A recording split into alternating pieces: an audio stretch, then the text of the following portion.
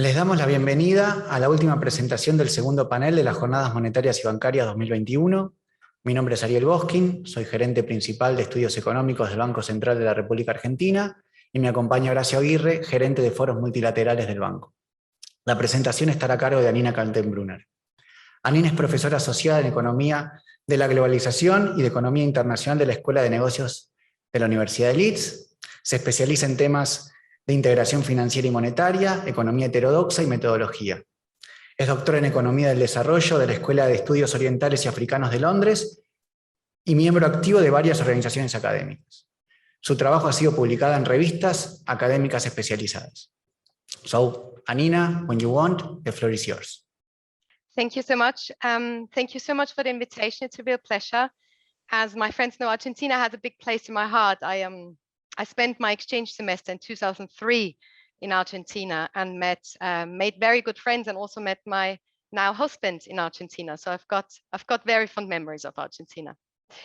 So what I have chosen to talk about is within the broader remit of the if you want to the remit of the Jornadas Monetarias y Bancarias, the macroeconomic conditions, growth and income distribution, underlying problems of the global economy, lessons from the pandemic.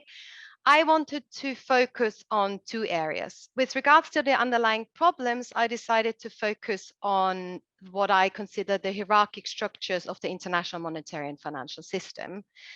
And with regards to the other part, I wanted to discuss the potential implications for macroeconomic conditions of these hierarchic structures, monetary and financial structures. And I will give some examples from the pandemic to show how these two are interlinked.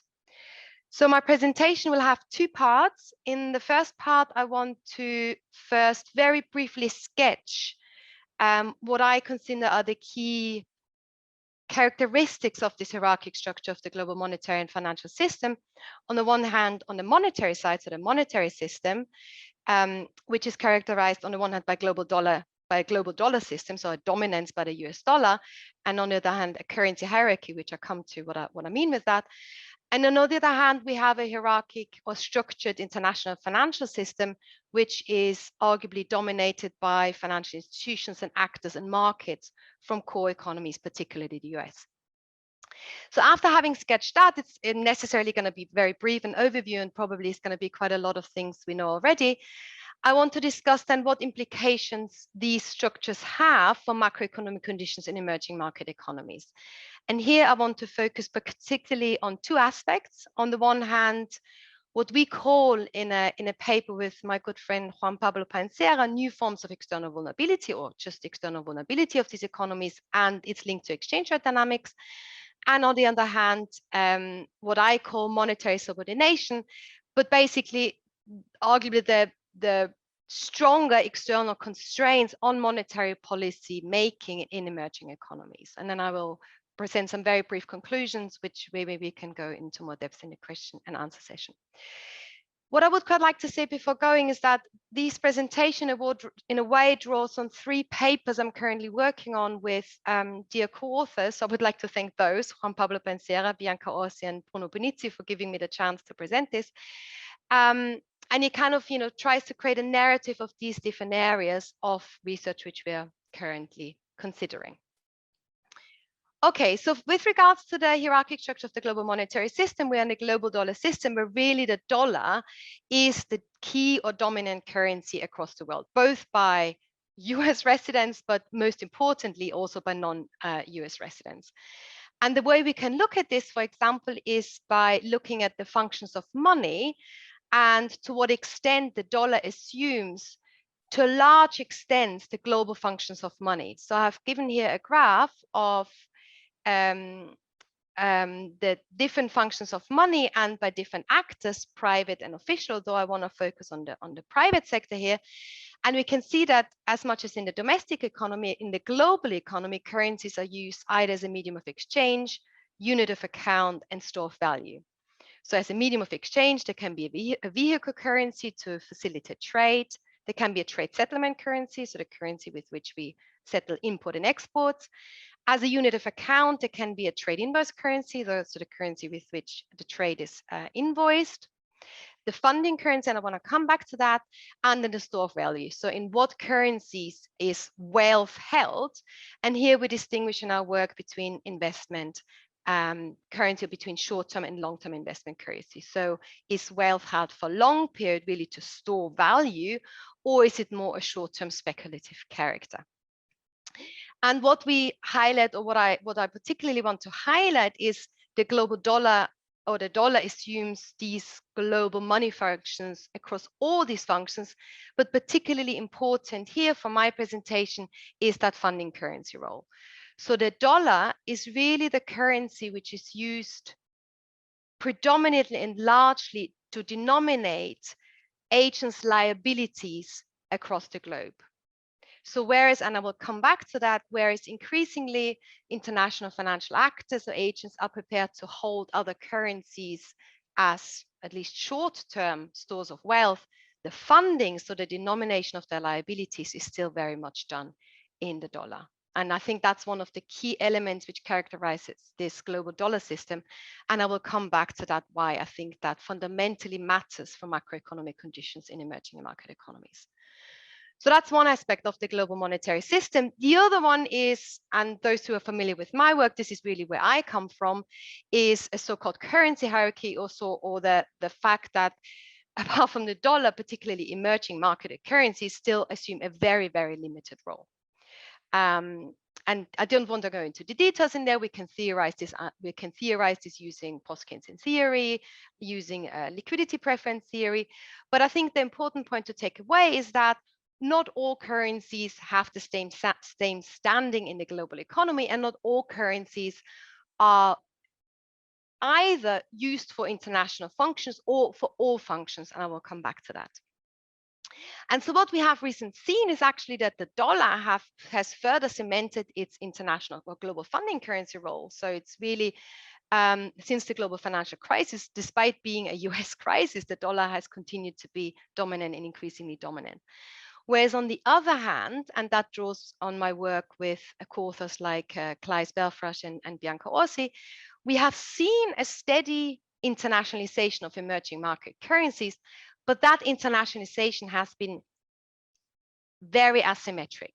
So as I've indicated before, whilst international actors or financial actors have started to assume emerging market currency risk and to hold emerging market currencies as store of wealth, at least short term, the funding, so the denomination of liabilities, is still very, very limited and trade related as well. But I think that's, for my presentation, not so important in this instance. So we have what I call an asymmetric currency internationalization. And then again, I will show in the second part of the presentation why that matters for macroeconomic conditions. Very briefly to show the evidence. So here we have first to show the international role of the dollar and the global dollar system. And in this graph, which comes from the BIS, the Committee on the Global Financial System, we can see the share of the dollar across several activities, which broadly map onto these money functions, which I've just talked about. And we can see that whilst the dollar assumes less than 20% of world trade and a bit more than 20% of global GDP, if we look, for example, at FX transaction volume, the dollar accounts for more than 80% of all global FX transactions. If we want to pick another one for reserves, it assumes 60% and so on and so forth. So one can really see here, without going into detail of all the functions, the dominant role of the dollar. On the other hand, so this graph replicates or tries to replicate what we've just seen of the dollar. This shows the international role of developing and emerging market currencies across similar functions. And we can see that this is still very, very limited. Yeah, so if we look at SWIFT payments, so this is the settlement of trade relations, for example, it's a simple 2.9%. Cross-border loans is very similar, limited, and so on. So the global role of emerging market currencies is still very limited. And what I want to highlight here particularly is if we want to compare, if we wanted to look at the share of local currency general government borrowing, so to what extent governments in emerging markets have been able to issue domestic currency debt, Whilst this already accounts for around 80%, so there has been a demand by international investors for domestic currency denominated government bonds, their ability to issue international debt, so offshore, also including and particularly non-nationals, is still very, very limited. So if we look at the international debt securities column, we can see that this still only stands at 1.67%. So there is very limited offshore nationals and also non-national issuing of emerging market currency debt. Okay, so that was the first part, the hierarchic structure of the international monetary system, dominated by the dollar and characterized by currency hierarchy, where emerging market currencies are further down the hierarchy. On the other hand, in financial markets, we continue to have arguably a dominance of core financial institutions, and particularly from the US. And that holds true both spatially, so in terms of the agglomeration of financial activities in financial centers, but also nationality. So even if, let's assume, American banks are located in London or in Brazil or in Argentina for that matter, national American banks or European banks still dominate both gross financial flows and financial activities. Now that has changed recently. So drawing on some other work we're doing with my colleague Bruno Bonizzi, is that we have, or it hasn't changed, but it has kind of deepened and been modified. So whereas up to the global financial crisis, it was really global dealer banks, global American banks, which have dominated the global financial system. Most recently, we have seen a rise of asset managers, institutional investors, so BlackRock, Fidelity, Vanguard, which manage quite a lot of the global financial wealth, and something which we broadly call the rise of market-based finance, so the fact that financial transactions are mediated through financial markets, tradable instruments, rather than bank relations. So I've put a few bullet points here how we can characterize this new era, if you want, so financial markets, which some have called asset manager capitalism, which is characterized by the rise of financial securities, collateral-based financial relations. So those of you who are familiar with the work by Daniela Gabor, who of course highlights the repo markets. Then this concentration of asset ownership and the replacement of banks by asset managers as the key nodes of global intermediation, the rise of index fund and exchange traded funds, and simultaneously the, I think, transformation of large parts of emerging markets financial system as well to institutional structures which are less bank-based to more market-based, so to more debt market funding, more liquid and tradable instrument, derivative instruments, and so on and so forth. And again, drawing on Daniela Gabor's work, who spoke last year now at the Jornadas Monetarias y Bancarias, we could call it an Americanization of global finance. And just to illustrate it again, I've got a couple of graphs here. So on the one hand, we have on the left hand, we have portfolio flows. So these are data on the portfolio investment survey, which shows the portfolio outflows of different countries. And we can clearly see the dominance of the US and the dominance of portfolio flows coming out of the US. And then on the other hand, the same dominance in banking flows. So these data come from a recent BIS report, which shows the role of, and this is important now, the role of US banks. So this is a nationality concept in a sense. It shows how important US banks, independent of where they are, so whether they're in the US and Brazil or in Argentina, are important for cross-border banking flows. And we see that again, US dollar denominated banking flows operated by American banks still stand at the core of the financial system. At the same time, and just to illustrate that rise of asset manager capitalism or rise of non-bank financial investors, I've got here data by Arcelor and Bensuda, who are very kind and present and make their data publicly available. And I just want to draw your attention to the purple, is it purple or rose? Lines, if you want, so which shows us the participation of foreign non-bank investors in emerging market government debt. And we can see that, except other than a few exceptions, which of course includes China, we have seen a rise of these non-bank financial investors in government debt. And most of them, Arcelor Bensuda right, includes asset managers. So this is this rise of institutional investors, of non-bank investors in government debt. Interestingly, Argentina has been declining recently, but we might discuss that later. And then the same, we can look at looking at foreign exchange turnover, but I think I'm going to, in the benefit of time, I'm just going to pass this on. It just also shows the rise of other financial institutions in emerging market foreign exchange turnover, which now already accounts for 54% in 2019. Okay, so this was the first part. So we have got a hierarchical structured global system, both on the monetary side and on the financial side. Now, what implications does that have for macroeconomic conditions in emerging market economies? The first one I want to focus on is external vulnerability and exchange rate dynamics. And again, that draws on a joint work with my friend Juan Pablo Pancera, where we argue that despite the fact that many of these countries have been able to issue domestic currency debt, so they have become investment currencies, they're still subject to external vulnerability, which we characterize as large and sudden changes in the exchange rate, largely independent of domestic economic conditions.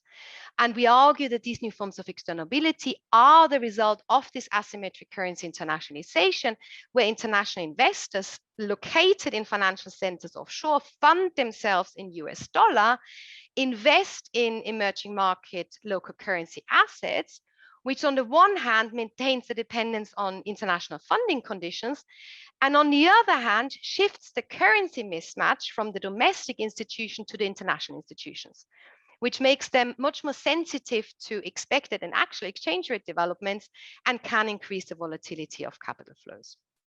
And that is particularly risky, or is particularly likely in thin financial markets where these large financial investors can actually influence price dynamics. The BAS calls this the original sin redux. So the inability to reduce the original sin of emerging economies, we called it new forms of external vulnerability. And and then in that new work on asset merchant capitalism, we think about how this kind of forms of vulnerabilities might or might not change with this rise of market-based finance and rise of asset managers. And we largely come to the conclusion that whilst in different forms, these vulnerabilities are likely to remain, if not deepened. And I've listed here some of the reasons, which include that on the one hand, as I've already mentioned before, it actually exacerbates the dollar dominance. So it kind of, in a way, cements the role of the dollar as the main funding currency. It potentially increases procyclicality and the size of the waves of emerging market economies because of a rise of index funds and exchange rate traded funds, where really an inclusion in an index can make all difference to capital flows rather than domestic economic conditions themselves. The other reason why this rise of asset manager capitalism might contribute to increased external vulnerability is that we have a larger share of investors with less stable access to dollar funding markets in those financial flows. So whereas previously banks are also vulnerable to international funding conditions, they in theory have access to the Fed as a lender of last resort, as a global lender of last resort. Asset managers might not do so. So they still have to go to through global dealer banks. And as we've seen in the dash for cash in the COVID crisis, which I come to, that can have serious repercussions for all kinds of asset markets. We have higher competitive pressure, so the potential of redemption sales. And finally, we would argue that actually, but that's still work in process, that the higher participation of asset managers, and particularly the concentration of ownership in very few large financial institutions. If you think about it, BlackRock is bigger than some of smaller economies, can actually increase the transformational pressures on domestic financial systems to become more market-based, to provide more liquid financial system and reduce the risk for these investors. And to give you an example, because part of the talks was about looking at the COVID crisis or lessons we can draw from the pandemic, it's a bit of a crowded graph, but what I want to mainly draw attention on is that graph on the top left corner, which shows the cumulative non-resident portfolio flows to emerging markets, or better, the adjustment in those flows. And we can see that whilst recovering quickly, the COVID sudden stop has been of the harshest and largest and quickest and fastest sudden stops when it comes to international portfolio flows which have been experienced. And these kind of rising integration in this hierarchical financial system is part of that. And I can't go into this detail, and we can't see it so well there, whilst institutional investors or asset managers might be slow to adjust. When they adjust or when they sell their portfolios, they do that in very large size and very often together. So the portfolio adjustment of institutional investors was delayed, but very large. And that is just to show that, of course, then with these large portfolio adjustments also come very large exchange rate movements. So these bar charts show the currency depreciation in the first quarter of 2020. So if you want, so the midst of the COVID shock, the financial COVID shock, not the health one that's still going on. And it shows you the exchange rate adjustment during that period, and it shows you that the South African rand lost more than 26% of its value in just that quarter. And most of it was actually until April 9th. I'm sorry that Argentina isn't included in that graph. I have to blame the IMF. Okay, so that was the first part, or that was the first kind of macroeconomic condition or repercussion I wanted to highlight as a result of this hierarchical structure of the international monetary and financial system. The second one I want to highlight, and that's work I'm currently doing again with Juan Pablo Pancera, is on the implication it has for monetary policy. And here we would argue that, and I guess we're not alone, and that comes very much from my currency hierarchy background, we would argue that that asymmetric international system imposes additional constraints or external constraints on monetary policy making. So arguably central banks in emerging capitalist economies are more focused on allowing a smooth integration into these international financial markets, which at times comes or can come at the expense of domestic economic consideration. So that comes both when it comes to returns. So we know that exchange rate management is much more prevalent in emerging economies, the fear of floating, and also interest rates, although here have been some recent changes. But it also comes to security, to providing security to investors, again, referencing Daniela Gabor's work, the de-risking, where the provision of liquidity, particularly in US dollars, is essential. And that, that includes, on the one hand, reserve accumulation, so the billions of wasted, if you want, so US dollar reserves are not wasted, we can discuss that, and also lender of last resort activities or very active interventions in the foreign exchange market to stabilize foreign exchange market, and I come back to that, and macroprudential regulation, but I'm not so focusing so much on macro-Peru in this presentation. Now, again, whilst these kind of, if you want, so the central bank intervention and the lender of last resort activities have always been important in emerging economies, and foreign exchange intervention have always been a key feature, and the impossible trinity has always been part and parcel of macroeconomic policy making, we do think that the constraints and the complexity are potentially even further deepened by these recent changes in the international monetary system. So, and what we particularly see is that whereas in bank-based financial systems, liquidity provision or central bank interventions were mainly about, in a way, dealing with funding liquidity, so providing liquidity to banks or a banking system. In a market-based system dominated by trading institutional investors, it also very much becomes about the stabilization of asset prices, so restoring financial stability, and in emerging economies, of course, the provision of US dollar liquidity so that those investors can meet their funding currency liabilities.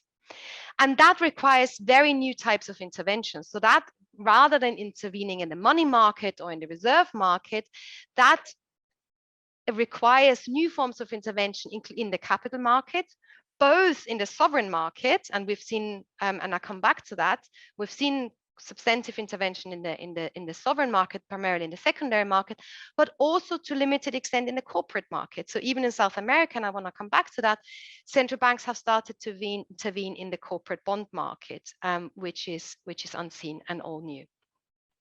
Then, of course, it increases the complexity of money market operation and the complexity of central bank operations altogether, and also the frequency of intervention ones. So we can discuss this, but it seems that as with the rise of market-based finance and asset manager capitalism, central banks are turning from a lender of last resort to what others have called a market maker of last resort, or potentially even a market maker of daily resort, as maintaining market liquidity and smoothness becomes a key task of the central bank. And this is just a bracket. Those of you have been following the Fed policies, I mean, the standing repo facility is just a way in that a first step in that direction, if you want. So the kind of the repo, the provision of repo liquidity on a standing basis is just a move into this more I don't want to call it permanent, but more frequent and more natural central bank support to financial markets. And finally, just to kind of support that point, I've got here, as I've said before, I've got again an example from the pandemic, and that graph shows you the type of monetary policy or central bank operations in the COVID shock, so in March 2020. And we can see that on the vertical axis, we see the number of institutions. This is based on a survey. And in the next to the bar, we see the percentage of institutions of central bank conducting these operations. We can see that while still 92% of the institutions conducted policy rate changes, so lowered the interest rate, and that's again interesting, but no time to go into this, and conducted FX intervention. The most novelty was that around 34% also intervened in the secondary bond market. So they did asset market purchases, quantitative easing, if you want, so monetary easing, which was very new. And in some of them, and these include Chile, Colombia, and Brazil, they also started intervening in the corporate bond market. And for example, in Brazil, there were very short-minute constitutional changes to allow the central bank to intervene in the corporate bond market. Now, what is interesting, though, is whilst these central bank operations have changed, they have a changing form, they've become more complex, and in that sense, they're quite similar to what has happened in advanced economies. The motivations are slightly different.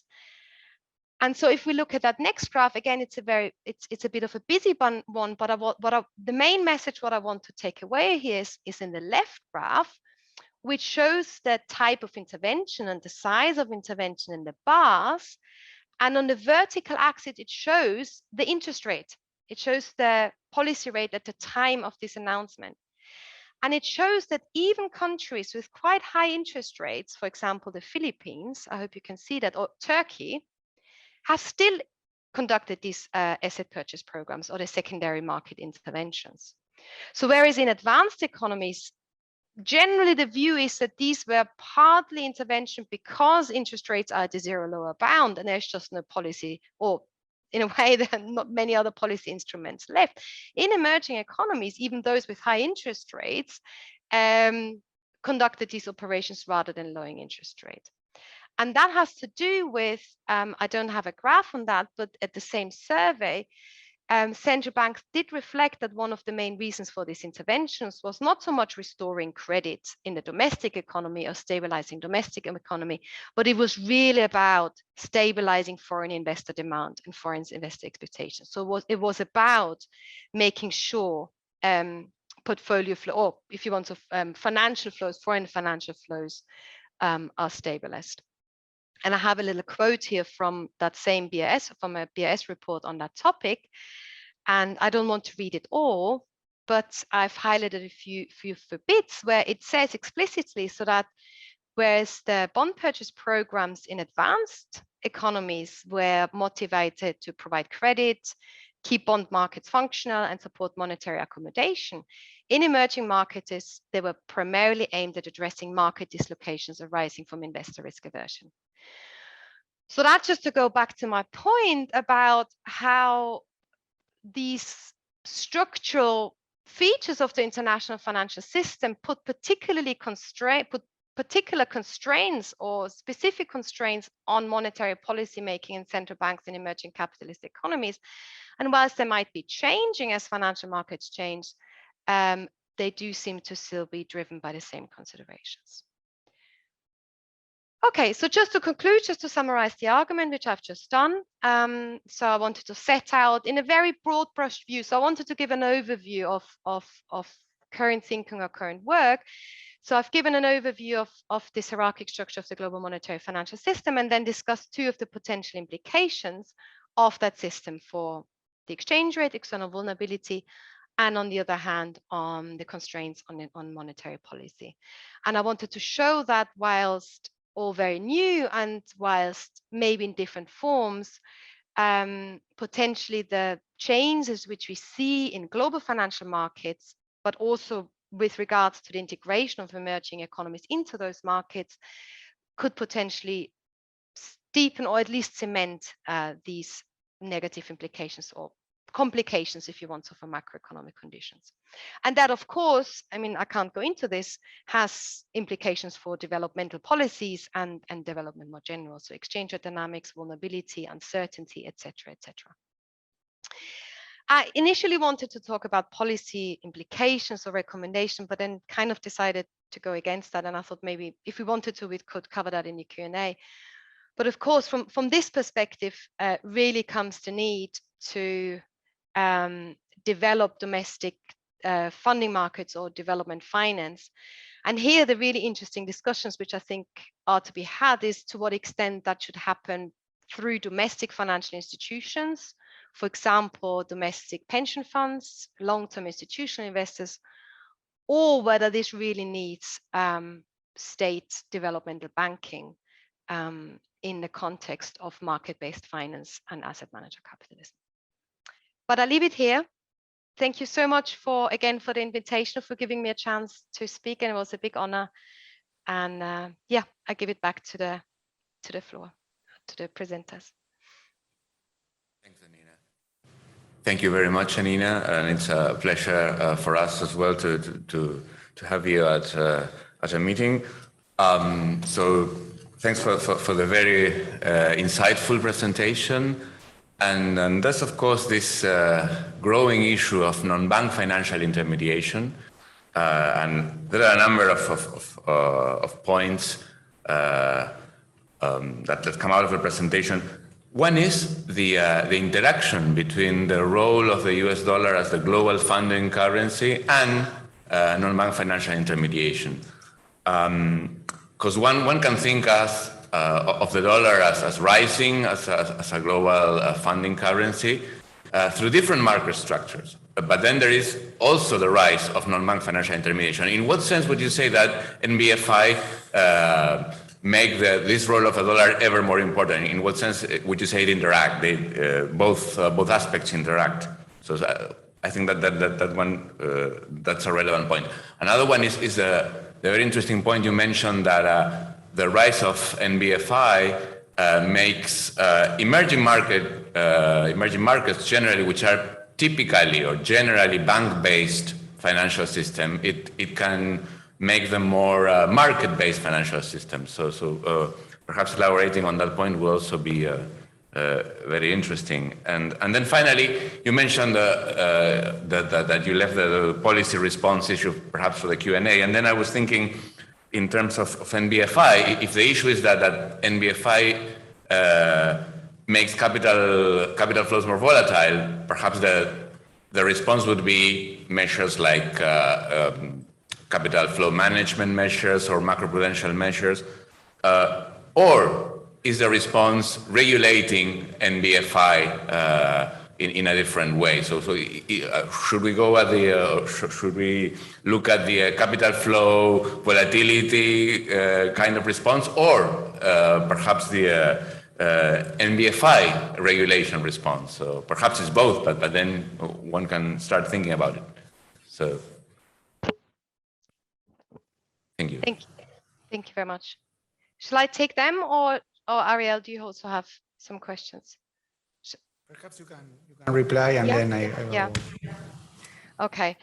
Well, these are all brilliant questions and extremely tricky ones. So I don't have an answer yet to all of them. We have to advance with our paper. But let me go to your first one. And it's funny because it's particular that the way you formulated it is really the way I would have formulated as well, and the way I think is so interesting, isn't it? How like these fund, or if you want to, the global currency dynamics are related to financial structures, and these kind of hierarchies in the funding currency roles have, in a way, kind of existed in all financial structures. And the questions which we need to ask now is, well, how does asset manager capitalism, how do these changing financial structures affect monetary dynamics? And we're just at the beginning of our thinking.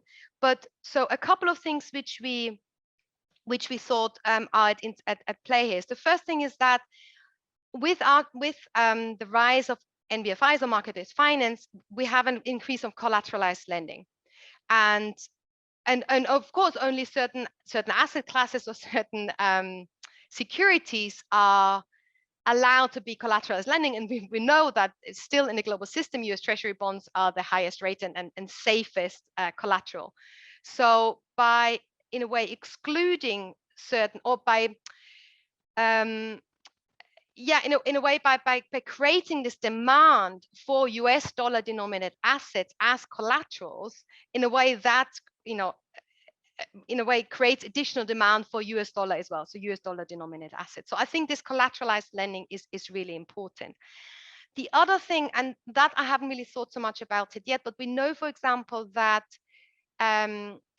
one large part, or kind of like the source of a large part of dollar denominated assets has come from Asian institutional investors and pension funds, Taiwanese, Korean, etc., etc.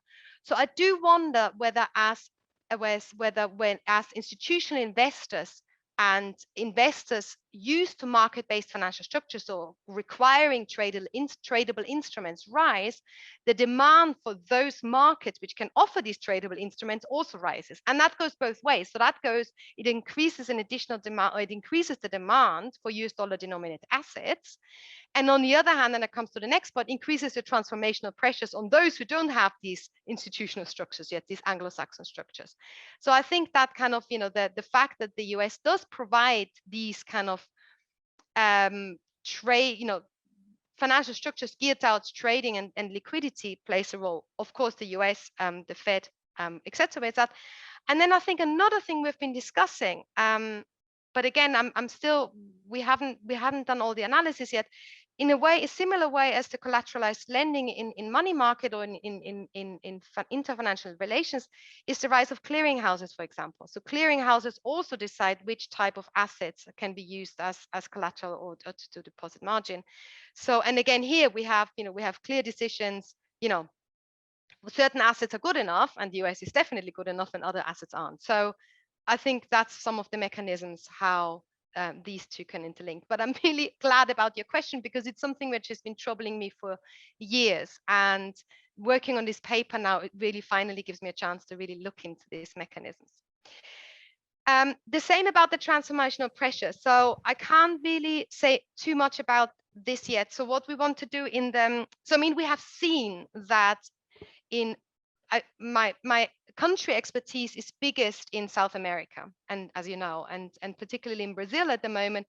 And at least in Brazil, we have seen an increased move to market-based borrowing and market-based lending, both interestingly on the corporate side and on the bank side. So we know that the corporate debt market has increased. We know that Brazilian companies have been very active internationally offshore in offshore international debt markets. And I've been doing some interviews, and what comes out of these interviews is that they partly come, so they're kind of the listing of firms, the development of the corporate bond market, partly comes from international investors who want to see a development of these market structures, who want to have kind of more liquid markets to trade in. I meant to say something else there, but I forgot. And then finally, oh God, yeah. So what can we do about this? I mean, as anybody who knows my work, and friends always tease me because they say my papers all finish with the same conclusions, which is we need some form of capital controls. And I do still believe this is true. So we do need some form of selective capital controls adjusted to the conditions which are both quantity and price based. And if we do find that NBFIs are particularly destabilizing in domestic financial markets, it might even include specific measures on those. So again, knowing the case, and I'm sure you're all aware of that, the case I know best is again Brazil, and the foreign exchange, the IOF, what's the translation of that? The tax which they imposed on derivative positions. And we know that it was only once they imposed them on the institutional investors, on the Bovespa, it was that some of the pressures on the real eased. So that was before the global financial crisis. So I think some targeted measures are definitely in place. One thing, and that's just to add, sorry, and then I'll stop talking. One thing I find quite intriguing, and I'm thinking as well, is that reading a lot of these policy reports in preparation for this talk, there seems to be a sense that at least in those countries where we have macroprudential regulations and where we have managed to deal with domestic currency mismatches, particularly in corporate balance sheets, that is enough. And all the rest, in a way, if we have these situations, these kind of large volatility in asset prices or exchange rates don't matter so much. And I think that's the big question. I think that's the big question of debate, whether even if we reduce these kind of the immediate domestic vulnerabilities, do we still think there is some intervention necessary because we think macroeconomic conditions also have some developmental purpose? But I shut up now. Sorry, that was a long. Thank you, Annina. Thank you very much for your insightful presentation. Well, my question will be also related to what Horacio has just advanced. Of course, you've shown the consequences of capital flows for emerging economies, and particularly the fact that this has consequences on exchange rate movements that are independent of domestic financial conditions and domestic even real conditions. So my question is, of course, there is some need to intervene in the exchange rate market, and my question would be, if you have to decide if there is a sort of optimal exchange rate policy, what would that be? Complemented, of course, by macroprudential policies and capital controls, but perhaps one can think of some international organization, international enhancing cooperation that could lead to soften at least the negative effects of capital flows, outflows for sure, in emerging economies. So let me answer that question in two parts. Let me first talk about exchange rate management, and then I'll talk about the international cooperation. So having dealt with the exchange rate for a very long time, and having been interested in exchange rate policy for a very, very long time, I think I've in a way come to the conclusion that there is no optimal exchange rate policy per se, that any form of exchange rate management will always need supportive regulation on capital flows, because no emerging economy exposed to this system will be able to manage their exchange rates to such an extent that it fulfills this developmental purpose if fully exposed to this financial system. Now, having said that, I do think that a heavily managed exchange rates without giving too much indication where the exchange rate should be, but some form of management within a band. So if some people might remember, John Williamson had this proposal of a band, but without fixed borders. I do still think that is a very valuable suggestion, in the sense that it gives some form of indication where the central bank would quite like the exchange rate to be, so it kind of can potentially focus market expectations, but on the same time not giving a firm commitment to actually ever defend that band, to avoid any speculative attacks or speculative operation on any form of fixed exchange rate regime. So having looked at this, this is still, I think, probably one of the most constructive suggestions with regards to exchange rate management alone. Having said that, I do think without capital, some form of regulation in capital account openness, it's very, very hard for any emerging economy to really do that, to manage the exchange rate successfully. Now, in terms of the international agreement, I think this is a really interesting question. I haven't thought so much about it yet with regards to international. I have thought about it a lot with regards to the regional. And I am a very, very strong, if you want, I'm very strongly in favor of some form of kind of regionalization, regional integration, regional monetary cooperation to at least, in the region, help to stabilize the exchange and maybe reduce some of this dollar dependence. So one of my favorite projects at the moment and my pet project is, I don't know whether you've heard about it, but it's the Sistema Moeda Local in Portuguese, the local currency payment system between Argentina, Brazil, Uruguay and Paraguay.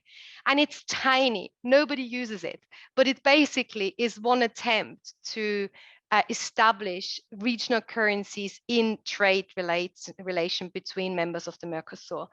And I'm aware of all the limitations, but I do think that's such a valuable project to reduce some of that dollar dependence and in a way establish regional currencies, establish regional currencies to assume some of these money functions I've talked about, if at least regional, and hence stabilize through potentially some, but we know the political problems of that, some swap agreements or support of central banks, but that's a different story. Thank you very much, Annina, for your presentation again. We were very glad to have you here. I hope we can meet you in the future. So thanks again. Thank you so much again for the invitation. I've been really delighted to be here. Thank you, Annina, and also for the very thoughtful responses as well. Thank you. Thank you.